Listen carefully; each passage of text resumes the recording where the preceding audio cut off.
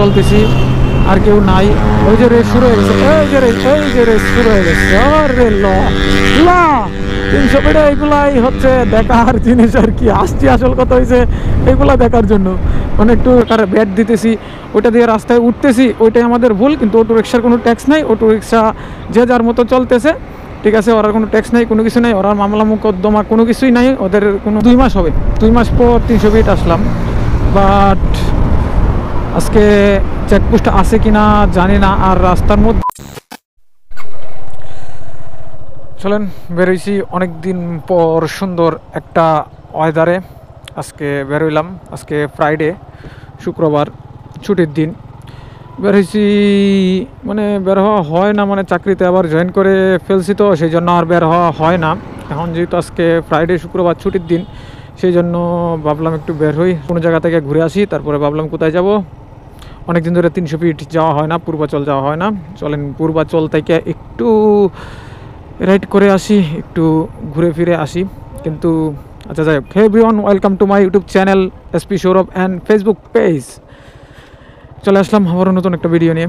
আচ্ছা, এখন যাব হচ্ছে পূর্বাচল থেকে একটু ঘুরে ফিরে আসি। কিন্তু মাঝখানে আমার সাথে কিন্তু একটা কাহিনী ঘটে। কাহিনীটা হয়েছে, যাই হোক, এখানে ধারায়া কাহিনীটা বলতে হবে না, দেখাতে হবে। একটু দেখাইলে বিশ্বাস করবেন। আমার সাথে যে কাহিনীটা হয়, আমার সাথে একটা ছোট্ট দুর্ঘটনা হয়। দুর্ঘটনাতে আমার একটা ক্ষতি হয়। ক্ষতি বলতে আর এটা ভেঙে যায়, এখানে দুইটাই ভেঙে গেছে। তারপরে এটাও ভেঙে যায়, আর এখানে একটা স্ক্র্যাচ পড়ে। মানে আমিও হাতে একটু ব্যথা পাই। তো আমি হাতে ব্যথা পাইছি, ওইটা বড় কথা না। মনে হয় এটা স্টিকারটা লাগাইলে সব কিছু ওকে হয়ে যাবে সম্ভবত, বেশি একটা ক্ষতি হয় নাই। কিন্তু এই দুর্ঘটনাটা হয় আমার সাথে একটা আর অটো রিক্সার সাথে। মানে দুর্ঘটনা এমনভাবে হয়, আমি রাত্রে 10টার দিক দিয়ে বাসায় ফিরতেছি। যদিও আমি রিল্যাক্সি, আমি এত হাই স্পিডে বাইক চালাই না, আস্তে ধীরেই সবসময় বাইক চালানোর চিন্তাভাবনা করি। কিন্তু আমার সাথে দুর্ঘটনা কী ঘটে জানেন? আমি মনে করেন এদিক দিয়ে সোজা আমি যাইতেছি, মনে করেন অপোজিট থেকে একটা অটো রিক্সা আসে।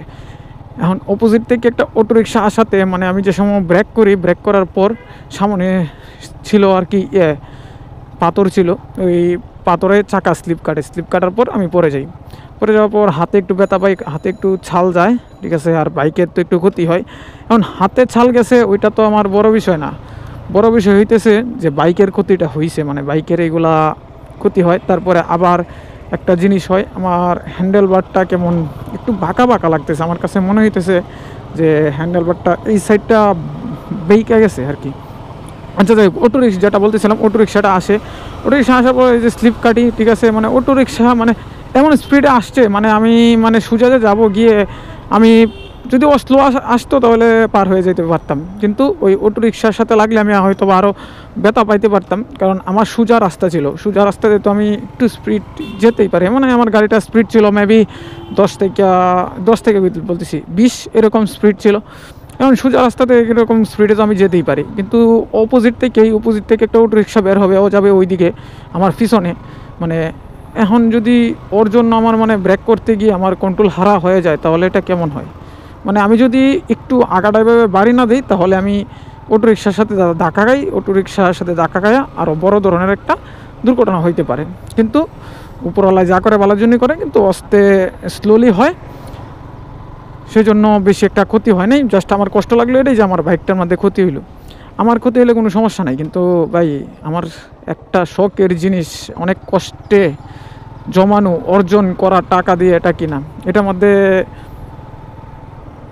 স্ক্র্যাচ পড়লো, এটাই আমার কাছে খারাপ লাগলো। আমার সাথে আরেকবারও একটা অ্যাক্সিডেন্ট হয়েছিল। অ্যাক্সিডেন্টটা হয়েছে যে আমি ওইটা কোনো কিছুর কারণে হয় নাই, জাস্ট আমার পিছনে একটা ব্যাগ ছিল, আমি ব্যাগটা চাকার মধ্যে বাজে কিনা ওইটা দেখার জন্য একটু ইয়ার দিকে তাকাইছিলাম, ব্যাগের দিকে তাকাইছিলাম। তারপরে যে ভ্যান ছিল, ওই ভ্যানের বারাত গিয়ে আমি ধাক্কা খাওয়ার পর মানে এই সাইডটা আমার ভাঙে যাওয়ার পর আর কি করবো, ওই সাইডটা আমি ওই দিনই চেঞ্জ করে ফেলি। ওইটা কারো দোষ ছিল না, ওইটা আমারই দোষ ছিল, ওইটার জন্য ওইটা ভেঙে যায়। মানে ওই দুর্ঘটনার পর থেকে আমি বাইকটা নিয়ে বের হইতেছি না। প্রায় 2 সপ্তাহ যাবত আমার বাইক নিয়ে বের হওয়া হয় না। বাইকটা 2 সপ্তাহ যাবত বাসার নিচেই ছিল।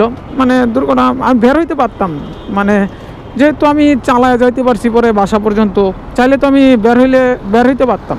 কিন্তু বের হইতে পারি নাই, ওই যে পিছিয়ে আবার যেহেতু জয়েন করছি এই কাজ টাজ নিয়ে বের হইতে পারি নাই আর কি।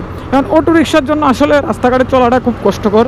বাংলাদেশের রাস্তাঘাট সব অটো রিক্সার জন্যই, আমাদের জন্য কিছুই না। কারণ আমরা যে ট্যাক্স দিই, আমরা যে ট্যাক্স দেওয়া রাস্তা উঠতেছি, পারমিট নিয়ে রাস্তা চলার জন্য একটা সরকারের ভ্যাট দিতেছি, ওইটা দিয়ে রাস্তায় উঠতেছি, ওইটাই আমাদের ভুল। কিন্তু অটো রিক্সার কোনো ট্যাক্স নাই, অটো রিক্সা যে যার মতো চলতেছে, ঠিক আছে। ওরার কোনো ট্যাক্স নাই, কোনো কিছু নাই, ওরার মামলা মোকদ্দমা কোনো কিছুই নাই, ওদের কোনো আইনের কোনো আয়ত্তেই নেই, ওরা মতো চলতেছে, ওই আর কি অবস্থা। কিন্তু কিছু করার নাই, যা হবার অল্পতেই গেছিলো, এখন বাকিটা উপরওয়ালার ইচ্ছা। কিন্তু এখন কথা হচ্ছে আমার বাইকে ফুয়েল আছে কম, এখান থেকে আমি দেখি একটু ফুয়েল নেওয়ার চেষ্টা করি, একটু ফুয়েল নিয়ে নিই, নয়তো বা আমার 300 ফিট যাওয়াটা বন্ধ হয়ে যাবে। যাই বের হয়েছি অনেকদিন পর।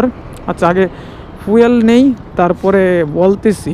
ফুয়েলের সিরিয়াল তো আজকে কমই আছে মোটামুটি, যাক দেখা যাক, ফুয়েলটা আগে নেই। ওরে সালা, একজস্ট লাগাইয়া, একজস্ট সেই তো। এই মামলা কি খাইছে দু একবার, এটা কি? ওরে একজস্টের সাউন্ড দেখছেন তার, কি ডিবি কিলার লাগানো নাকি? ফুট ট্রেস একজস্ট মোটিফাই করছে, সুন্দর তো। বাইকটা মোটিফাই করাটা সুন্দর হয়েছে, সেই রকম। আরসিবি না এটা কি? আরসিবি গ্রিপ, হ্যান্ডেলবারও এটা কি জানি না, হ্যান্ডেলবারের নামও জানি না। যে ভালো লাগতেছে, লুকিং গ্লাস খুইলা একবারে একাকার, মানে পুরা একটা সাফরি রেস করার জন্য আর কি বের হয়েছে, বুঝতে পারছি। 300 ফিটকে একটু টানাটানি করবে, এই আর কি বিষয়। আচ্ছা, কয় টাকার তেল ঢুকাবো? পকেটে কি টাকা আছে না নাই? আছে তো দেখা যায়, অল্প কিছু টাকা। 1000 টাকা না 500 টাকা ঢুকাই আপাতত। তেলের রেট কত? 122 টাকা এখন আসছে। কয় লিটার হবে 500 টাকার তেল? তেল নেই, 3 লিটার, 4 লিটার 9 পয়েন্ট, মানে তার মানে 4 লিটার সামথিং ঢুকছে নাকি? আচ্ছা যাই হোক, যেটার জন্য ভয় পাইতেছিলাম, 4 লিটারে হাফ ট্যাঙ্কির মতো আসছে, কিন্তু একটু পরে 1 কাটা চলে যাবে তেল। কারণ 4 লিটার তো হাফ ট্যাঙ্কি হবার কথা না, সেই জন্য। কারণ আমার গাড়িতে একবারেই তেল ছিল না। এখন কথা হইল, আমার এদিক দিয়ে গিয়া সিএনজিটা যাও, এদিক দিয়ে উঠে পড়তে হবে। হ্যাঁ, এখন কথা হচ্ছে যে যা হবার তো হয়েছেই, কিছু করার নাই। তবে এখন 300 ফিট একটু যাচ্ছি, একটু ঘোরার জন্য, বিকাল একটু ওয়েদার এনজয় করার জন্য। কারণ ভাই আর কত ঘোরাফেরা, একটু তো আমার করা দরকার, বা সবারই করা দরকার। জানেনই তো আমি একটু ঘোরাফেরার জন্য পাগল, সেই জন্য একটু ঘোরাফেরা করতে বেরোতেছি। আর 300 ফিট প্রায় আমি 1-1.5 মাস ধরে যাওয়া হয় না পূর্বাচলের এদিকে, সেই জন্য ভাবলাম যে পূর্বাচলের কী অবস্থা দেখে আসি, একটু ঘুরেও আসি। আর কোনো ফ্রেন্ড সার্কেলের সাথে যোগাযোগ নাই, কারোর সাথে ওইভাবে যোগাযোগ নাই বিদায় কারোর সাথে যোগাযোগ করেও যাইতেছি না। আমি আমার মতো একা যাইতেছি, একা যাব, একা ঘুরে আসবো। কিন্তু আমার এই জিনিসটাই খারাপ লাগলো যে এই যে এখন কিন্তু বাইকের অ্যালাইনমেন্ট ঠিক আছে, কিন্তু বাইকটা এদিক দিয়ে আমার এটা মানে কীরকম লাগতেছে, এটা কাছে এসে পড়ছে, এটা দূরে লাগতেছে। সেই জন্য আমার সাথে কীরকম লাগতেছে আর কি।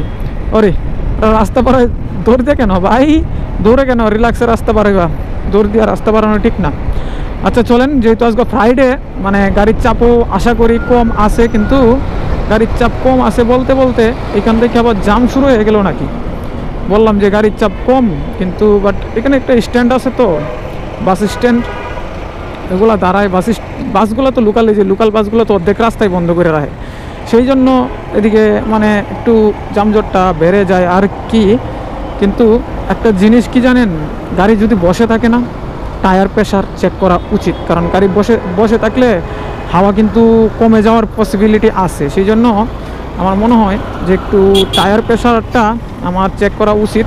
যে আমার বাইকের চাকার মধ্যে মনে হইতেছে যে একটু হাওয়া কম আছে, এরকম আমার কাছে লাগতেছে। ও কি বামে দাঁড়াবে? মেবি মনে হয়, যেহেতু ইন্ডিকেটর দিছে, শিওরও বামে দাঁড়াবে। আর এত হরন দিতেছিস ভাই, অত তো তারা কিসের আমি বুঝলাম না। এত হরন কিসের? এত হরন দিয়ে তুই কই যাবি? এভারেস্ট জয় করবি রে ভাই? বুঝলাম না। আচ্ছা যাই হোক, অনেকেরই আছে অনেক তারা, অনেকেরই আছে কোনো তারা নাই। আমার কোনো তারা নাই, আমি রিল্যাক্সে যাব, যে একটু ঘুরবো ফিরবো ওই চিন্তা ভাবনা করে বের হয়েছি। এখন জানি না কি হয়, 300 ফিটে চেকপোস্ট আছে কি না, থাকার কথা। 300 ফিট বের হয়েছি তো চেকপোস্ট থাকার কথা। চেকপোস্ট থাকলে আর কি হবে, যেহেতু আমার গাড়ির স্মার্ট কার্ড নাই। স্মার্ট কার্ড থাকলেও তো ধরলেও তো আশা করি কোনো সমস্যা নাই, কারণ আমার সব কিছুই ঠিক আছে। কিন্তু আমার ড্রাইভিং লাইসেন্সটা লইয়া একটু ঝামেলায় আছি। ড্রাইভিং লাইসেন্স করছি প্রায় 2 বছরের কাছাকাছি হবে। ওই দেহ ওই যে যাইতেছে, ওই পাগলা যাইতেছে, দেখছেন? ওই যে বলছিলাম না, ইয়ে করছে যে, মানে ওই যে পাম্পে তেল নিছিল যে, ওই বাইকটা পাগলা যাইতেছে, মানে দেখছেন? ওইটা ছাপড়ি আর কি, ছাপড়ি যাইতেছে। আর ইয়ান থেকে লাউড শোনা যাইতেছে, কি বুঝা, কি মজাটা পায় ওই অ্যাডজাস্টে। ওই বাইকটা তো সেই ওই আর কি। এখন মূলত আমার কাজ 300 ফিট গিয়ে এখন যদি চেকপোস্টে করি, মানে ড্রাইভিং লাইসেন্সটা নিয়ে কথা বলতেছিলাম, যদি ড্রাইভিং লাইসেন্সটা আমার মনে করেন কোনো সমস্যা হয়, জানি না, যেহেতু স্মার্ট কার্ড পাই না।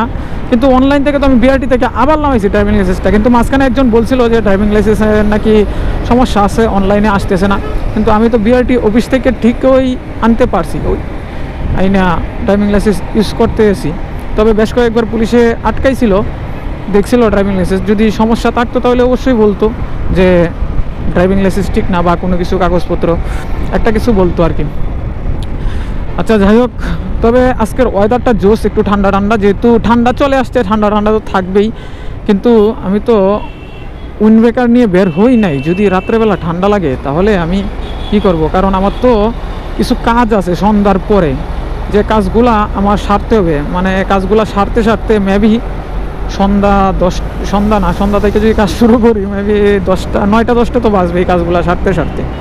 মানে কারণ এখনই কাজগুলো সারতাম, কিন্তু এখন যে কাজগুলো সারতে যাই, বাট এখন যাদের সাথে কথা বললাম ওরা কেউ মানে ওদিকে নাই, ওদের অন্য কাজে চলে গেছে, সেই জন্য আর মনে করেন যে কাজগুলো সারতে পারতেছে না। ওরা সন্ধ্যার পরে আসবে, সন্ধ্যার পরে আসলে তারপরে কাজগুলো সারবো আর কি।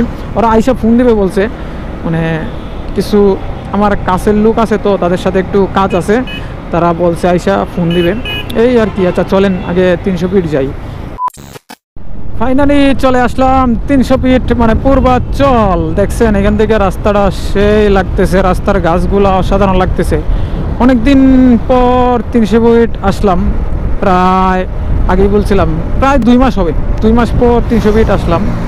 বাট আজকে চেকপোস্ট আছে কিনা জানি না। আর রাস্তার মধ্যে চেকপোস্ট থাকলেও ওরে বাইকিং গ্রুপ, সামনে একটা বাইকিং গ্রুপ দেখা যাইতেছে অনেক বড়, তার মানে আজকে রাস্তায় চেকপোস্ট নাই।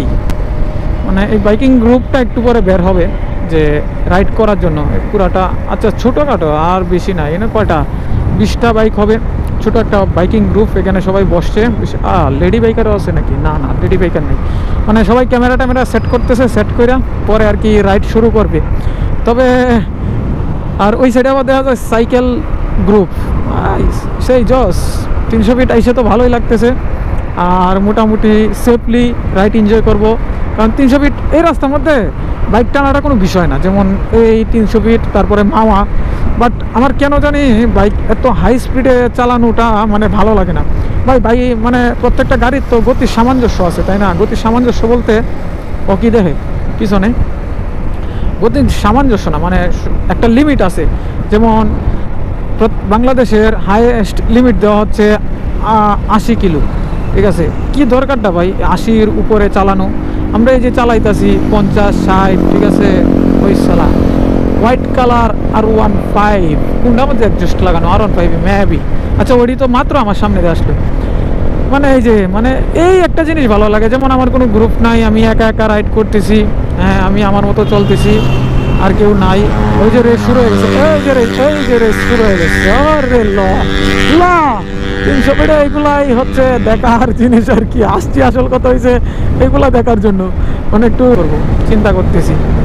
ওই যে আর একটা অ্যাডজাস্ট লাগানো, ওরে সালা বিট্টু, মানে একটু একা একাই রাইড এনজয় করি, একা একাই। আর এই কিছু অ্যাডজাস্টের লাউডের সাউন্ড নেই, ঠিক আছে? ওই একটা ফিল আর কি ভাই 300 ফিট আসলে, যে এই একটা ফিল, এটা আর কি ভালো লাগে, এই জন্য আর কি 300 ফিটে আসা। আর নয়তো বা কিসের জন্য 300 ফিট? 300 ফিট তো আর কোনো দরকার নাই, এই রাইড এনজয় করা, একটু ঘোরা ফেরা, নিজেকে একটু সময় দেওয়া, ঠিক আছে, ওইগুলাই। হ্যাঁ, কিন্তু আজকে চেকপোস্ট নাই, ওইটা আমি বুঝতে পারছি যে সময় 300 ফিটে এই বাইকিং গ্রুপগুলো দেখছি। হ্যাঁ, এই যে এনে চেকপোস্ট থাকে সচরাচর, মানে নিচ থেকে উঠলে দেখা যায় না, এই জন্য এই উপর সাইডে চেকপোস্টটা বসায়। তবে আমি চাইছিলাম যে ওই বাইকিং গ্রুপটাকে ধরি, 3 জনের যে বাইকিং গ্রুপটা রাইড করতেছে, বাট ওরা কি টান দিয়ে চলে গেল, ওদেরকে ধরতে পারলাম না। তো ব্যাপার না, যদি আমারও 2-3 জন থাকতো, আমরাও 2-3 জন থাকতাম, সেই মজা করে রাইড করতে পারতাম। তারপরেও সেই মজা লাগতেছে, সেই রিল্যাক্সে রাইড করতেছি, এনজয় করতেছি রাইডটা, ওই জিনিসটাই আর কি ভালো লাগতেছে। 300 ফিটে আসার কারণে এটা যে আপনি একটু রাইড করবেন, রাইড এনজয় করবেন, আর যদি গ্রুপ নিয়ে আসতে পারেন, গ্রুপ রাইড করতে পারেন, তাহলে আর কি ভালো হয়। আর এই টানেলগুলোতে আসলে আসলে সত্যি অনেক ভালো লাগে এই জিনিসটা, টানেলগুলো মানে ভালো লাগে। যদি এর মধ্যে একটু সুন্দর সুন্দর লাইট দিতে পারতো রাত্রেবেলা, তাহলে আরও ভালো লাগতো, এই জিনিসটা জম্বেশ হইতো সেই রকম।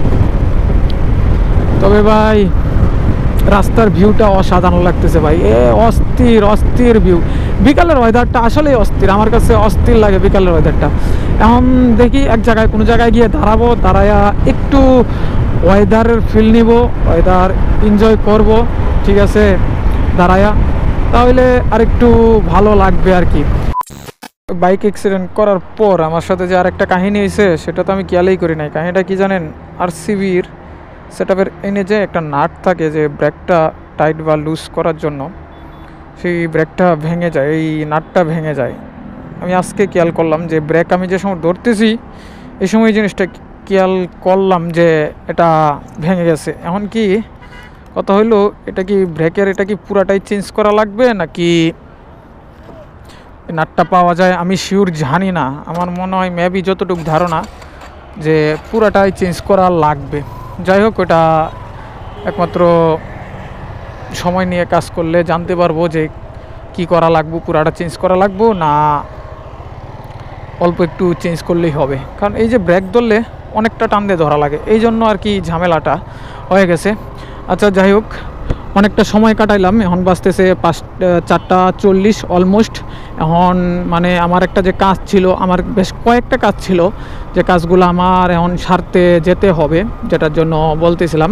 আর ওই দিক দিয়ে সূর্য মামা ডুবতেছে, মানে সেই একটা সুন্দর লাগতেছে, অসাধারণ লাগতেছে। আর কিছুক্ষণ বসলে একটু ভালো লাগতো, তবে আর কিছুক্ষণ বসবো না, এখন চলে যাব, গিয়ে কাজটা সারবো। কাজটা সেরে কখন যে ফিরতে পারবো ওইটা শিওর বলতে পারি না, কারণ কাজগুলা অত্যন্ত জরুরি কাজ, এগুলা না করলেই না, কারণ সময় লাগলে ওইগুলা করতে হবে। তবে 300 ফিট আসলাম, অনেক বাইকের রেস দেখলাম, ওই যে ওই দিক দিয়ে রেস চলতেছে, একজস্ট লাগানো, এমনকি কয়েকটা কার আছে না, কারেরও রেস দেখলাম। মানে এগুলা মানে পূর্বাচল আসলে এগুলা দেখা যায় আর কি, সেই জন্য এখানে দাঁড়ায়া এগুলা দেখলাম, একটু ভালো লাগলো, একটু সময় কাটাইলাম, ওইটা আর কি। এখন এই দিক থেকে চলে যাওয়ার পালা, তবে আসলাম, ভালো লাগলো, একটু সময় কাটাইলাম, এই জিনিসটা একটু এনজয় করলাম, উপভোগ করলাম। মাঝে মাঝে নিজেকে এইভাবে একটু একটু সময় দেওয়ার চেষ্টা করি, যতটুকু পারি সময় দেই।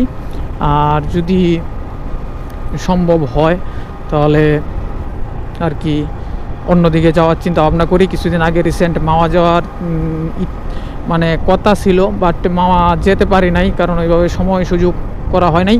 ওই ব্রিজে মানুষ কম, কিন্তু এই ব্রিজে আর এর পরের ব্রিজ যেটা আছে, ওই দুইটাতে আর কি মানুষ বেশি, মানে অনেক মানুষ দেখা যাইতেছে ওই দুইটাতে। এটার থেকে এর আগেরটাতে মানুষ আর কি বেশি আছে, ওই নীলা মার্কেটের দিকে যে ব্রিজটা, ওইটাতে মানুষ বেশি থাকে। আচ্ছা যাই হোক, আজকে ভিডিওটা এ পর্যন্তই, একটু ঘুরলাম ফিরলাম, সময় কাটাইলাম। যদি ভিডিওতে কোনো কিছু ভালো লাগে প্লিজ একটা লাইক করে দেবেন অ্যান্ড সাবস্ক্রাইব করে দেবেন। দেখা হচ্ছে আবারও এরকম কোনো নতুন ভিডিও নিয়ে। সে পর্যন্ত সবাই ভালো থাকবেন, সুস্থ থাকবেন, কারণ ভিডিও তো আর সবসময় করতে পারি না, যতটুকু সময় পাই ওই সময়টাতেই ভিডিও করি আর কি। টাটা।